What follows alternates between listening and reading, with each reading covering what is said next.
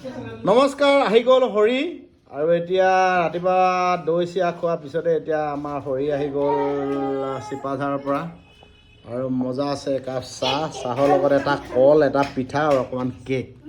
কেনেকুৱা লাগিছে বহুত দিনৰ মূৰত? একদম বিৰাট ধুনীয়া আৰু মানে ককাই বিৰাট ধুনীয়া সৃষ্টি এটা কৰি আছে আৰু এবাৰ প্ৰথমবাৰৰ বাবে হয়তো দৰঙৰ ওজাপালি সোমাব বিহুত, গতিকে মই যিমান পাৰোঁ হেল্প কৰি দিম।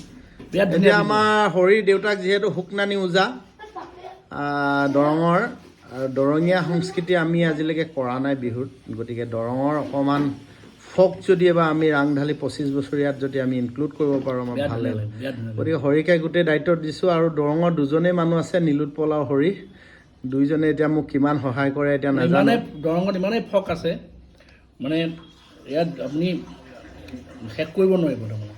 গতিকে এইবাৰ যোৱা বছৰ আমি নাঙেলী ব্যৱহাৰ কৰিছিলোঁ, ককাইদেউৰ এটা ধুনীয়া সৃষ্টি আছিলে, আমি কি হওক কৰি আমি বিহুত ব্যৱহাৰ কৰিলোঁ। এইবাৰ দৰঙী ওজাপালি আমি ব্যৱহাৰ কৰোঁ। মজা আছে।